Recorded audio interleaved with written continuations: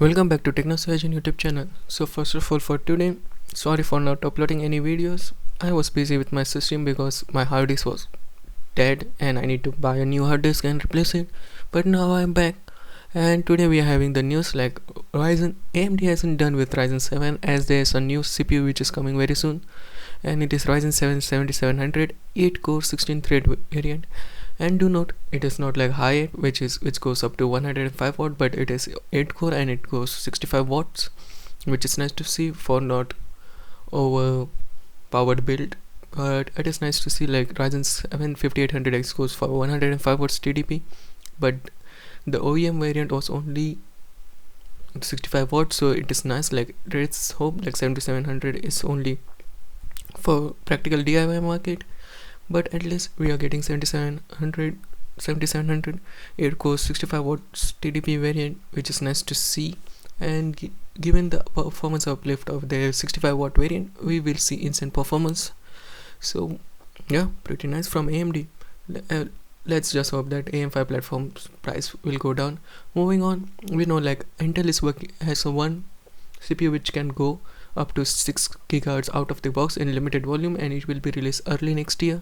But Gigabyte has updated the BIOS, and it enabled a feature where for some i9 13900K, just by a click of a button you can instantly go up to 6 GHz. Like it unlocks it up to 3% performance uplift, but at the same time it will increase the power draw also. But it's nice to see like in the BIOS itself you can just overclock it with a snap to up to 6 GHz. So it is nice to see like Gigabyte has implemented it in the motherboard, but we still don't know whether other OEMs will implement this architecture like this thing or not. But let's just hope they do.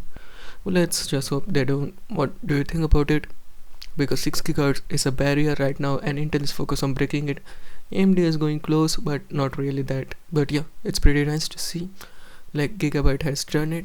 Moving on, we have news regarding Nvidia, and it is kind of a bad news because the connector which Nvidia provides for the PCI socket, like the 16-pin adapter, is bad luck because that adapter has been burned as of now, as it has been posted on Reddit. And it is true, like it has been burned as you can see on the pictures here, and it looks pretty bad. And the fact is, it's been said like it has been burned, and it was just one case at the time, but now we have multiple cases where he said like he was playing Red Dead Redemption 2 and it was on modest GPU load of 400 watts when the cable melted, which appears to rule out extreme overclocking. Assume that's true, we still have several potential points of failure. And the fact that why it does it, like because we thought like RTX 4090 sucks for 450 watts of power, and it might increase to 600 watts, but it is not because of PSU and stuff like that. It's because of the implementation and the architecture, how it's being made. So basically the ports are stitched thinly as of now, and that's why when you bend it pretty close to the joint, it breaks. So you need to be at least 35mm away from the connector, and you don't need to bend it horizontally or vertically close to the connector for that socket. But given the fact like most of the GPUs are close to the case and stuff, you need to do it pretty aggressively, so yeah, we still don't know. But given the fact that this is kind of a bad implementation by Nvidia, let's just hope that they fix it, or maybe let's just hope how the story goes. But it's a nice thing, and it's bad for GPU owners who has 4090. Along with it, it's said like you can only use that adapter up to 30 times. Yeah, if you use it more than 30 times, you might not be able to use your GPU anymore. So removing that GPU always is not a big thing. It's not a great idea as of now, unless that PCI 5.0 socket becomes available for a greater audience. So yeah, pretty bad nonetheless. So yeah, that's it from Nvidia's side. Like that connector is having some issues. Let's just hope I have more news regarding that connector, and there are more videos planned for it. So yeah, let's just subscribe to the channel. Moving on, we have news regarding AMD and AMD's new RX 7000 series. As we all know, like RDNA 3, this comes from WCCF Tech, and RDNA 3 Navi 31 RX 7900 XT will come with indeed 20 GB per 20 gigabits of memory VRAM, which is nice to see because the previous generation 1600 XT comes with 16 GB, but now it is 1650 comes with 16 GB, but this one is coming with 20 GB, which is nice to see.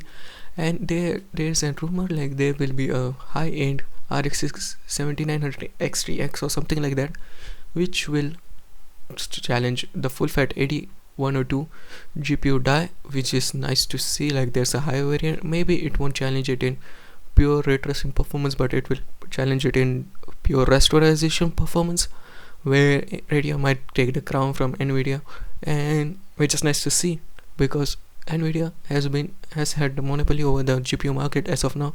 So given the fact like AMD is coming back swinging with its MCM architecture is a nice thing to see. Also there are rumors going on like AMD is planning to implement 3D V-cache into the AMD Radeon RX 7000 series. So yeah, pretty nice to see. And it has been said over here like the full fat RX full fat Navi 24 GB and top and Navi 31 will take on full fat 8102. And do not 8102 is the GPU die, and 4090 has been made from it, but it doesn't use this full 8102 GPU die, it just uses half of it. So basically 8102 full fat 8102 will be 4090 Ti, which will be launched later down the year. So what do you think about the news? I'm pretty excited. Sound off your thoughts in the comment section below. Like, share and subscribe. Peace out.